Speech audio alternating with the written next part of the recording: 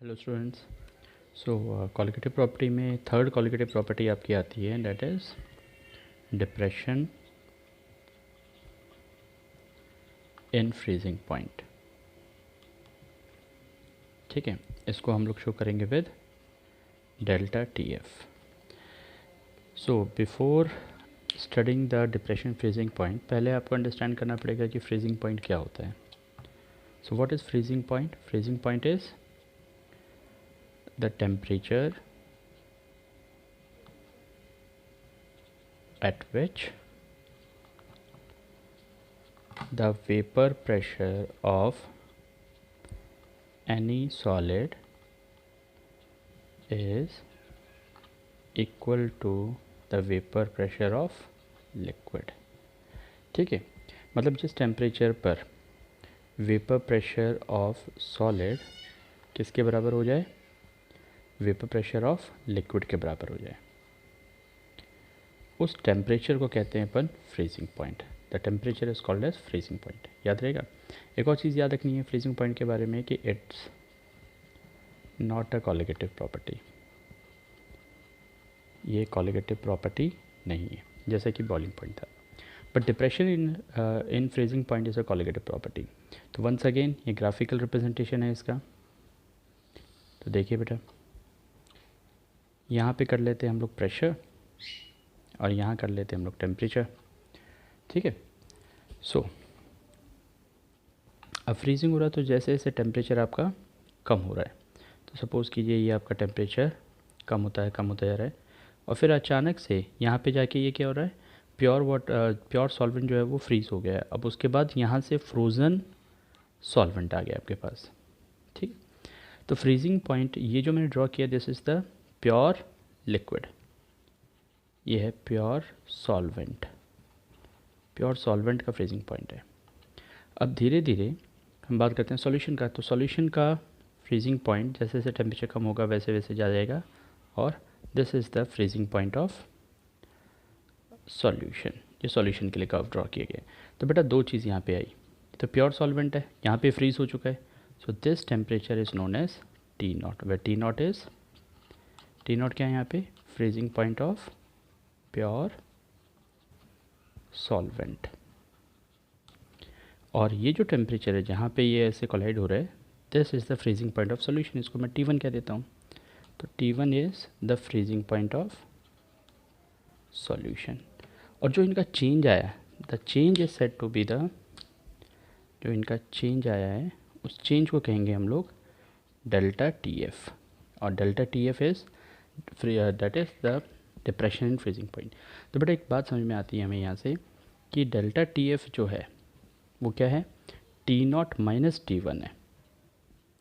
मतलब आपको ये बात ध्यान रखना है कि बॉइलिंग पॉइंट सॉल्यूशन के टर्म्स में अगर बात करें तो बॉइलिंग पॉइंट बढ़ता है और फ्रीजिंग पॉइंट घटता है। तो सॉल्यूशन का फ्रीजिंग पॉइंट कम होता है देन प्योर सॉल्वेंट। ठीक है, तो ये बात याद रखना, अगर न्यूमेरिकल्स में बहुत ज़्यादा यूज़अप होना है। तो वही फर्स्ट क्वेश्चन यहाँ से ये बनता है कि proof that it's a colligative property. ठीक है, पहली चीज़ कि प्रूफ करना है आपको delta TF is a colligative property. तो फर्स्ट क्वेश्चन के फॉर्म में करो तो ज़्यादा बेटर रहता है। Proof that delta TF is a colligative property. ठीक है, कैसे? देखिए, राउल्स लॉ से एक बात हमको समझ में आती है। फ्रॉम राउल्स लॉ आप एक बात कह सकते हो कि डैट इज़ डेल्टा TF जो होता है it is directly proportional to from Raoult's law Raoult's law क्या कहता था आपका? राउल्स लॉ कहता था कि दैट इज़ द प्रेशर, जो आपका वेपर प्रेशर होता है it is always directly proportional to the mole fraction of the solution. ठीक है, तो वेपर प्रेशर मतलब प्रेशर सीधा कह दूँ तो pressure is directly proportional to the mole fraction of the solute, non volatile solute की बात की जाए तो। और फ्रॉम ग्राफ अगर बात आती है, फ्रॉम ग्राफ ये हमने एक बात देखी है कि delta TF is directly proportional to the pressure. ठीक है, तो इन दोनों से हम एक टर्म रिलेट कर सकते हैं, वो क्या? That is delta TF is directly proportional to mole fraction of solute. ठीक है, देखो टेम्परेचर जैसे जैसे प्रेशर बढ़ रहा था वैसे टेम्परेचर, क्योंकि ग्राफ तो आपने अभी देखा था उसमें क्या था, उसमें जो स्ट्रेट लाइन ग्राफ आ रहा था, तो दोनों इक्वेट हो सकते हैं। So delta TF is equals to K dot XB. What is K here? K is depression constant. इसे हम depression constant कहेंगे, ठीक है. Now delta TF is equals to K dot mole fraction of solute. Mole fraction of solute को open कर दीजिए. That is moles of solute upon the moles of solution. अब देखो फिर से वही बात आ गई. For very dilute solutions, बहुत ज़्यादा dilute solutions के लिए Na की वैल्यू बहुत ज़्यादा होती है Nb से, तो we can write Na plus Nb as Na. लिखा जा सकता है ये बात, ठीक है. नाउ सेकेंड थिंग, सो डिनोमिनेटर टर्म में से सॉल्यूट की मोल्स को हम नेगलेक्ट कर सकते हैं क्योंकि काफ़ी ज़्यादा कम अमाउंट में बात हो रही है. So number of moles of solute upon the number of moles of solvent. Now delta T F is equals to K dot number of moles of solute को तो एज इट इज़ रहने देते हैं. इसको ओपन कीजिए तो weight upon molar mass, ठीक है. Now this term become molality. तो delta T F is equals to K dot molality dot MMA. ना देखो ये भी कांस्टेंट है, ये भी कांस्टेंट है, ठीक है. तो एक बात कही जा सकती है कि delta T F is equals to K F dot MB. What is K F here? K F is molar depression constant. ये मोलर डिप्रेशन कांस्टेंट, जैसे वो एलिवेशन कांस्टेंट है वैसे ये डिप्रेशन कांस्टेंट. इसका एक और नाम होता है क्रायोजेनिक कांस्टेंट. क्रायो का मतलब ठंडा होता है और फ्रीजिंग मतलब ठंडा ही हो रहा है यहाँ पे, ठीक है. डिफाइन करेंगे, सब कुछ होगा. के एफ की जो वैल्यू है वो कैसे निकालते हैं हम लोग? के एफ इज़ के डॉट MMA. एक कांस्टेंट दूसरे कांस्टेंट के साथ मिलके तो काम हो रहा था, नया कांस्टेंट बना, ठीक है. तो अब ज़रा यहाँ से एक बात देखिए इस इक्वेशन से, इक्वेशन फर्स्ट से, कि डेल्टा टी एफ जो है it's directly proportional to molality of solute. तो इट्स अ कॉलिगेटिव प्रॉपर्टी ना, इट्स अ कॉलिगेटिव प्रॉपर्टी. क्योंकि कॉलिगेटिव प्रॉपर्टी क्या कहती है? कॉलिगेटिव प्रॉपर्टी ये कहती है आपको कि सॉल्यूट के कंसंट्रेशन पर डिपेंड होना चाहिए. मतलब number of solute particles present in per unit volume of a solution, मतलब कंसंट्रेशन हो गया, उस पर डिपेंड करें, ना कि इंडिविजुअल आइडेंटिटी पर कि क्या है. That is the colligative property, ठीक है. तो यहाँ से ड्राइव हुआ. अब सेकंड क्वेश्चन यहाँ से एक और बन के सामने आता है हमारे, that is calculate the molar mass of unknown non volatile solute, ठीक है. उसको भी देखते हैं कैसे करते हैं हम लोग. जैसे कि क्वेश्चन आ गया आपके पास, calculate the molar mass of unknown non volatile, इसको NVS से लिख दे, नॉन वोलेटाइल सॉल्यूट सॉल्यूशन, ठीक है, from delta TF. Delta TF से ये पता कीजिए किसी भी अननोन मोलर मास कैलकुलेट करना है किसी भी नॉन वोलेटाइल सॉल्यूट का. तो कैसे करेंगे? ठीक है बेटा, delta TF is equals to KF dot MB होता है. मोलैलिटी को ओपन कीजिए आप. So delta TF is equals to KF dot molarity is number of moles of solute upon the weight of solvent in kg. यही है, ठीक है. Number of moles को भी ओपन कर दीजिए आप. नंबर ऑफ मोल्स का क्या रहेगा? नंबर ऑफ मोल्स होता है वेट ऑफ सॉल्यूट, क्योंकि सॉल्यूट पे बात हो रही है तो इसलिए molar mass of solute into kg को ग्राम्स में बना दो upon weight of a solvent in terms of grams. Now molar mass दिखाई देने लग गया आपको.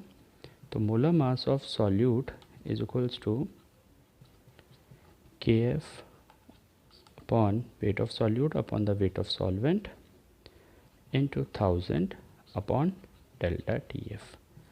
नाउ कुछ रिजल्ट्स यहाँ से सामने आते हैं, उनके बारे में बात कीजिए. क्या क्या रिजल्ट सामने आते हैं हमारे पास? पहली चीज़ ये कि delta TF is directly proportional to molality, is directly proportional to number of moles of solute, ठीक है. अब डेल्टा TF क्या था? That is T0 minus T1 था ना. तो इसकी जगह पे T0 माइनस T1 कर सकता हूँ. इस इक्वेशन में देख लो चाहे तो T0 माइनस T1 मतलब T0 is directly proportional, T0 is directly proportional to number of moles of solute and T1 is inversely proportional to number of moles of solute, ठीक है. तो ये रिज़ल्ट आपको आगे कैलकुलेशन में हेल्प करेंगे. तो ये बात ध्यान रखना, ठीक है। ऑलराइट, नाउ ये क्वेश्चन डायरेक्टली यूज अप होती है इन द न्यूमेरिकल पर्पस। अब बात करते हैं व्हाट इज़ क्रायोजेनिक कांस्टेंट और मोलर डिप्रेशन कांस्टेंट क्या है ना। मोलर डिप्रेशन कांस्टेंट के बारे में देखिए, what is molar depression constant. Molar depression constant, या फिर इसका एक और नाम हमने बोला है क्रायोजेनिक कांस्टेंट, ठीक है। फर्स्ट डिफाइन कीजिए इसको बेटा, how will you define this. देखिए डेल्टा टी एफ जो होता है इट इज़ के एफ डॉट एम पी, यही होता है ना। तो अगर मोलैलिटी 1 लेके चलेंगे तो जो डिप्रेशन आता है फ्रीजिंग पॉइंट में वही तो ये होगा, ठीक है। तो हम सीधा बोल सकते हैं the depression in freezing point when 1 mole of the solute is dissolved in 100 ग्राम या 1 kg of solvent। Same elevation boiling point की तरह ये सब कुछ इसका। और एक और डेफिनेशन बन सकती है, that is the depression in freezing point when the molality of solute is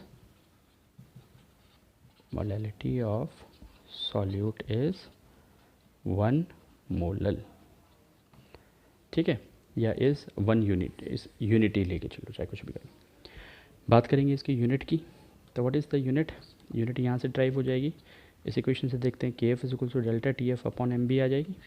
तो delta T F upon M B, तो delta T F is the temperature, तो इसकी तो हो जाएगी केल्विन या डिग्री सेंटीग्रेड। और मोलैलिटी की यूनिट क्या होती है, that is moles, molality is moles पर केजी, तो केजी पर मोल, उल्टा हो गया ना क्योंकि डिनोमिनेटर टर्म में दिख रहा है, ठीक है। This is the unit. आपको थोड़ा बहुत याद रखना है, जैसे कि वाटर के लिए बात करें, फॉर वाटर के एफ की जो वैल्यू होती है, ठीक है, के F for water is, pure water की बात हो रही है, इट इज़ 1.86 केल्विन केजी पर मोल। इवन दो क्वेश्चंस में गिवन होगा बट आपको ये फिर भी याद होनी चाहिए। ऑलराइट, नाउ अब फ्रीजिंग पॉइंट ऑफ वाटर की अगर बात करें तो फ्रीजिंग पॉइंट ऑफ वाटर कितना होता है, 0 डिग्री सेंटीग्रेड, मतलब 273.15 केल्विन। कब, एट 760 mm ऑफ मरकरी। ये बात याद रखना, न्यूमेरिकल्स में डायरेक्टली इंडिकेशंस होते हैं तो हम वहाँ से बात करेंगे इस पर, ठीक है। ऑलराइट, अब इसकी कुछ एप्लीकेशंस हैं फ्रीजिंग पॉइंट की, तो वो थोड़ा सा ध्यान रखना है आपको। जैसे कि कई बार क्वेश्चन पूछ लिया जाता है what is a D icing agent. D icing agent क्या होता है, डी आइसिंग एजेंट हम किसे कहते हैं, what is D icing agent. देखो नाम से पता चल रहा है आइसिंग मतलब आइस का फॉर्मेशन हो रहा है, डी आइसिंग मतलब वो केमिकल जो फ्रीजिंग पॉइंट को डिक्रीज़ करते हों या फिर उसको आइस को बनने नहीं देते हों, ठीक है। सो ये वो केमिकल्स हैं, chemicals which are used to decrease the freezing point of solvent, ठीक है। इसका एक और नाम होता है, हम इसको बोल सकते हैं that is anti freezing solution. इसको हम एंटी फ्रीजिंग सॉल्यूशन भी कह सकते हैं, एंटी फ्रीजिंग सॉल्यूशंस या फिर एजेंट्स, कुछ भी मान लो। Got it. अब ज़रा देखिए, जैसे कि NaCl का सॉल्यूशन लेके चलते हो आप, एक्वस NaCl लेके चलते हो, तो उसका जो फ्रीजिंग पॉइंट होता है, that is the freezing point of NaCl aqueous solution is -21 degree centigrade, and the freezing point of calcium chloride aqueous is around -50 degree centigrade. तो कहाँ यूज़ अप होता है, इसको यूज़ किया जाता है, use to clear the roads during snowfall. Snowfall के time पे हम इसको जनरली यूज़ करते हैं, ठीक है। देखो होता क्या है, स्नोफॉल जब होती है तो इन्वायरमेंट का जो टेम्परेचर होता है वो 0 डिग्री या 0 डिग्री से थोड़ा कम पहुंच जाता है, -1 या 0 डिग्री के आसपास होता है। उस टाइम पे एटमॉस्फेयर में जो वाटर वेपर प्रेजेंट होते हैं वो सारे के सारे स्नो में कन्वर्ट होके नीचे आ जाते हैं और रोड को ब्लॉक कर देते हैं। अब समस्या ये आती है उसको क्लीन कैसे करें, क्योंकि काफ़ी बल्क अमाउंट में होता है। ठीक है, तो हम क्या करते हैं उसमें नमक ऊपर से छिड़क देते हैं, स्प्रे कर देते हैं, तो नमक जैसे पानी के साथ डिज़ोल्व होगा तो वो सॉल्यूशन बन गया। तो अब जो स्नो है रोड पर वो स्नो नहीं रहेगी, वो सिर्फ वाटर नहीं रहेगा, उसके अंदर क्या हो गया, NaCl सॉल्यूशन हो गया। तो इस कारण से अब NaCl सॉल्यूशन की तो बात ही होती है, उसका फ्रीजिंग पॉइंट क्या है, -21 डिग्री सेंटीग्रेड, और एटमॉस्फेयर का टेम्परेचर कितना है, डेट इज़ -1 या 0 डिग्री सेंटीग्रेड। ठीक है, तो आपकी सॉल्यूशन बनने की वजह से रोड जो है वो क्लियर हो जाएगी। क्यों हो जाएगी, क्योंकि जो स्नोफॉल था, वो जो स्नो थी रोड पे, वो आपका स्नो मतलब सॉलिड स्टेट में रह नहीं पाया। क्यों, क्योंकि उसका फ्रीजिंग पॉइंट और ज़्यादा डिक्रीज़ हो गया। और ज़्यादा डिक्रीज़ होने की वजह से, क्योंकि एटमॉस्फेयर टेम्परेचर जब तक -21 से कम नहीं होगा या उसके बराबर नहीं होगा, तब तक वहाँ पे जो सॉल्यूशन है, NaCl का सॉल्यूशन है, वो उसको सॉलिड स्टेट में आने नहीं देगा, तो रोड ब्लॉक नहीं होगा। तो अल्टीमेटली जो रोड है वो इस तरह से क्लियर की जाती है। ठीक है, एक और एप्लीकेशन है इसकी, दैट इज़ गाड़ियों के अंदर, व्हीकल्स के अंदर क्या होता है, सर्दियों के दिनों में गाड़ी स्टार्ट नहीं होती, क्योंकि उसके अंदर जो फ्यूल होता है वो लिक्विड होता है, और लिक्विड उसमें कोई ना कोई सॉल्वेंट होता है, सॉल्वेंट फ्रीज़ हो जाता है, जिसकी वजह से गाड़ी स्टार्ट नहीं होती। तो ऐसे ही चीज़ों के लिए हम क्या करते हैं, हम लोग एंटी फ्रीज़ एजेंट इस्तेमाल करते हैं। जो बेस्ट एंटी फ्रीज़ एजेंट है वो है ethylene glycol.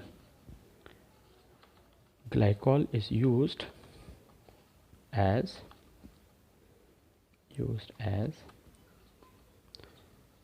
anti-freezing agent in vehicles।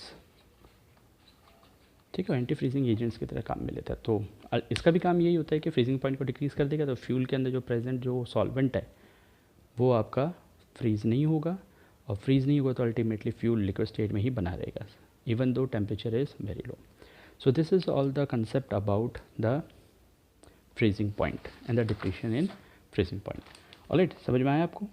Now एक और चीज़ आपको याद रखनी है कि जो KF और KB के वैल्यूज़ हैं, ठीक है, उसके बारे में एक नोट डाल के आप लिख सकते हो इस बात को, क्योंकि कई बार क्या होता है जनरली ऑब्जेक्टिव क्वेश्चन पूछ लिए जाते हैं। तो नोट डाल के ये बात लिख लेना कि KF एंड KB वैल्यूज़, ठीक है, are calculated by Rast method. इसको रास्ट मेथड के थ्रू कैलकुलेट किया जाता है यूजिंग कैम्फर एज सॉल्वेंट। अभी इस रास्ट मेथड में हम बात नहीं करेंगे, बस आपको ये ध्यान रखना है इस मेथड से हम कैलकुलेट करते हैं और camphor as a solvent use किया जाता है ड्यूरिंग दिस प्रोसेस। ठीक है, all right, now proceed towards the numerical portion. All right, numericals में देखते हैं हम इसके। तो फर्स्ट न्यूमेरिकल आपका आता है, फर्स्ट लेते हैं हम लोग, जैसे सपोज करो 15 gram of an unknown molecular material है आपके पास, is dissolve in 450 gram of water. ठीक है, द रिजल्टिंग सॉल्यूशन, जो सॉल्यूशन बना आपका, the resulting solution freeze at -0.34 degree centigrade. ठीक है, now you have to tell what is the molar mass of solute. ठीक है, नाउ क्वेश्चन को पढ़ने के बाद में सबसे पहला काम ये होता है डेटा इंटरप्रिटेशन। पहले तो ये पता कीजिए इसमें सॉल्वेंट क्या है और सॉल्यूट क्या है। ठीक है, तो सॉल्यूट तो यहाँ पे साफ दिख रहा है, कोई अननोन है। ठीक है, इसीलिए इसका मोलर मास पूछा गया हमसे, पता करना पड़ेगा। सेकंड थिंग, इसका वेट दे रखा है आपको, वेट ऑफ सॉल्यूट कितना दे रखा है, 15 ग्राम। सॉल्वेंट क्या है, तो 450 ग्राम ऑफ वाटर है, तो इसका मतलब सॉल्वेंट इज़ वाटर। तो बेटा मोलर मास भी पता लग गया आपको, मोलर मास कितना हो गया 18 ग्राम, और वेट ऑफ ए गिवन ही है सॉल्वेंट का, दैट इज़ 450 ग्राम। ठीक है। So what is the resulting solution at -0.34 degree centigrade. Now -0.34 degree centigrade क्या दे रखा है, the resulting solution freeze at, मतलब सॉल्यूशन जो बना, तो इसका मतलब ये सॉल्यूशन है ना, रिजल्टिंग सॉल्यूशन, तो साफ पता लग गया it is delta T F फ्रीजेज at this thing. तो सॉल्यूशन जो होता है वो फ्रीज़ हो रहा है इतने पे, तो इसका मतलब ये जो सॉल्यूशन है वो चेंज है उसका। ठीक है, तो डेल्टा टी एफ हमारे पास दे रखा है, दैट इज़ माइनस, एक सेकेंड, द रिजल्टिंग सॉल्यूशन, जो रिजल्टिंग सॉल्यूशन है that is this. All right, जो यहाँ पे दे रखा है T1 की वैल्यू दे रखी है आपको -0.34 डिग्री सेंटीग्रेड। T0 नहीं पता, डेल्टा TF भी नहीं पता।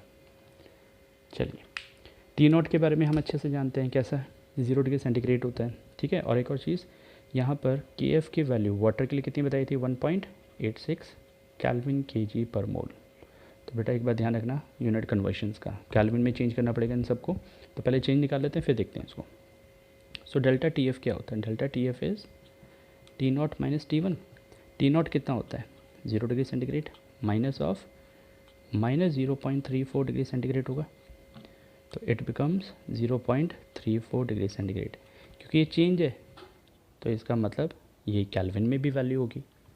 ठीक है ना, तो चेंज आप इसको 273 करते हैं, उसमें से 273 प्लस माइनस दिस करते हैं तो वैल्यू वही आती है आपकी, तो सीधा चेंज ही निकाले करो, तो डिग्री सेंटीग्रेड और केल्विन के अंदर जो चेंज होगा हमेशा सेम रहता है।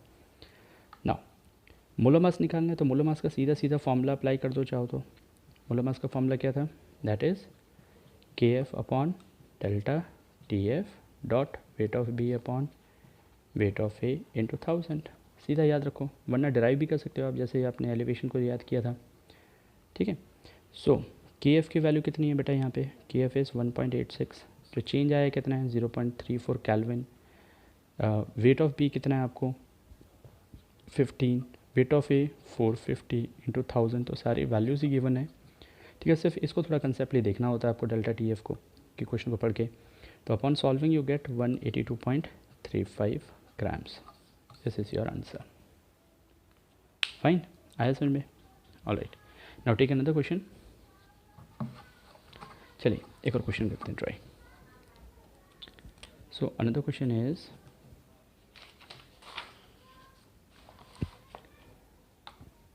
mm 0.2 molar aqueous solution of cane sugar. What is cane sugar? Sucrose. ठीक है, freeze at minus of 0.374 degree centigrade. Calculate the molar depression constant. Molar, या सीधा लिख देता हूँ कैलकुलेट KF निकालना है इस बार। देखिए बेटा, मोलैलिटी इज़ गिवन, यहाँ से मोलैलिटी गिवन है कितनी 0.2। ठीक है, केन शुगर है, तो एक और चीज़ यहाँ पे और गिवन है आपको, क्या है, that is aqua solution of cane sugar freeze at. तो फ्रीज एट बोल दिया ना उसने, फ्रीज एट का मतलब क्या है कि आपको T1 दे रखा है -0.374। तो बेटा डेल्टा TF निकल गया, डेल्टा TF ये डिग्री सेंटीग्रेड में है, तो कितना हो जाएगा T0 माइनस T1, तो it become 0 degree minus of 0.374 degree centigrade, तो अल्टीमेटली कितना आ गया 0.374 डिग्री सेंटीग्रेड, या आप बोल सकते हो दैट इज़ 0.374 केल्विन। ठीक है, किसी में भी ले लो आप चाहो तो। नाउ ये सारी चीज़ें हो गई, अब आती है कैलकुलेट KF। तो बेटा यहाँ से तो सीधा ही है, बाकी कुछ देखने की ज़रूरत नहीं है आपको, मोलर मास वगैरह भी। डेल्टा TF का फॉर्मूला होता है that is KF dot MB दे रखा है तो KF वैसे ही निकल गया, KF is delta TF upon MB। तो डेल्टा TF इज़ 0.374 और मोलालिटी कितनी दे रखी है 0.2, upon solving you gate 1.87 kelvin पर मोलल। ठीक है, this is your answer. Alright, कितना इजी हो गया। इसका मतलब एक बात साफ हो गया कि अराउंड रफली ये 1.86 आ रहा है, तो इसका मतलब जो सॉल्वेंट था वो क्या था, वाटर था। अच्छा, एक और चीज़, के एफ एंड के बी की वैल्यूज़ जो होती हैं वो हमेशा सॉल्वेंट को रिप्रेजेंट करती हैं, कभी भी सॉल्यूशन को नहीं। ठीक है, एक बहुत ही इंपॉर्टेंट क्वेश्चन है जो मेरा फेवरेट है, जो काफ़ी बार बोर्ड के एग्ज़ाम्स में आया भी है, उसको आप लिखिए ज़रा। जो क्वेश्चन है, a solution of urea in water, solvent and solute दोनों क्लियर हो गए, has boiling point 100.128 degree centigrade. ठीक है, calculate the freezing point of the same solution. उसी सॉल्यूशन का फ्रीजिंग पॉइंट निकालना है। के एफ और के बी की वैल्यू दे रखी है, के एफ दे रखा है 1.860 डिग्री सेंटीग्रेड और के बी की वैल्यू दे रखी है 0.512 डिग्री सेंटीग्रेड। अब डिग्री सेंटीग्रेड पर केजी पर मोल वो पूरा होता है, तो केवन तो शॉर्ट में दे देते हैं। This is an important question. ठीक है, इसको इंपॉर्टेंट मार्क करके याद रखना, क्योंकि इसमें के बी के एफ दोनों का यूज़ किया जा रहा है, तो उस हिसाब से पूछा जाता है। ठीक है, पहले तो डेटा इंटरप्रिटेशन क्या क्या गिवन है आपको। गिवन में साफ से दिख रहा है, सॉल्यूशन है यूरिया का जिसका बॉइलिंग पॉइंट इतना है। ठीक है, तो मतलब इसको मैं कह देता हूँ T1 TB ऑफ, मतलब बॉइलिंग पॉइंट। ठीक है, TB कर देते हैं। बॉइलिंग पॉइंट ऑफ सॉल्यूशन कितना है, 100.128 डिग्री सेंटीग्रेड। और TF कितना दे रखा है आपको, फ्रीजिंग पॉइंट ऑफ सॉल्यूशन पता करना है। ठीक है, अब यहाँ से क्या करें, ये दो चीज़ गिवन है, के एफ और के बी की वैल्यू गिवन है, बस इसके अलावा कुछ भी गिवन नहीं है। तो बेटा यहाँ से हम करते हैं, क्योंकि टी बी की वैल्यू गिवन है और के बी की वैल्यू गिवन है, तो मोलैलिटी आ जाएगी यहाँ से। कैसे, देखो मोलैलिटी कैसे कैलकुलेट करेंगे, मोलैलिटी होता है डेल्टा टी बी। देखो ये टी बी है, इसका मतलब सॉल्यूशन है। ठीक है, T1 for boiling point of solution, ये फ्रीजिंग पॉइंट है, डेल्टा नहीं है, इसका मतलब चेंज नहीं है। तो बॉइलिंग पॉइंट क्या होता था, सॉल्यूशन का ज़्यादा होता था, सॉल्वेंट का कम, है ना, यही होता था। और ये चीज़ किसके इक्वल थी, ये चीज़ इक्वल थी के बी डॉट एम बी के। ठीक है, तो इसको तो हम सीधा लिख देते हैं, that is K B dot M B, capital B for solvent. So delta T B निकालते हैं, टी बी दे रखा है तो डेल्टा टी बी पता लग जाएगा।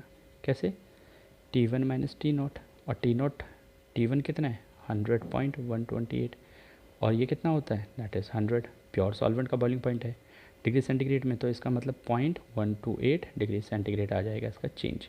अब यही चीज़ कैल्विन में भी सेम होगी, क्योंकि चेंज तो आपको पता है सेम ही रहता है। तो डेल्टा टी बी भी आ गया आपके सामने, तो it is 0.128 is equals to, K B की वैल्यू गिवन है, के बी की वैल्यू कितनी है आपके पास 0.512 डॉट एम बी। तो यहाँ से एम बी आ जाएगा, molality of the solution, urea solution आ जाएगा, जो कि कितना आ रहा है आपके पास, यहाँ से डिवाइड कर देंगे। ठीक है, 0.128 अपॉन 0.512। ठीक है, ऑलराइट, डिवाइड ना करो तो आगे कैलकुलेशन कर लेना। अब एक बार एम बी आ गया तो सेकेंड टर्म्स यूज़ कर लो, delta T F is equals to K F dot M B.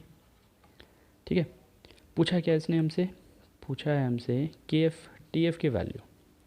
ठीक है, तो इसको ओपन करते हैं, ये क्या होता है, T naught minus T one is equals to K F dot M B.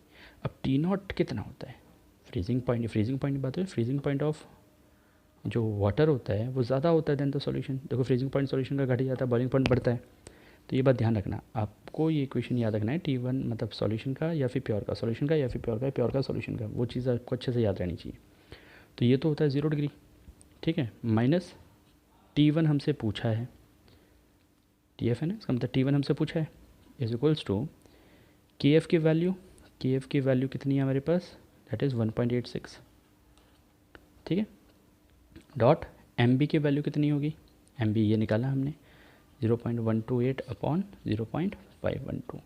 Now calculation बहुत इजी हो जाएगी।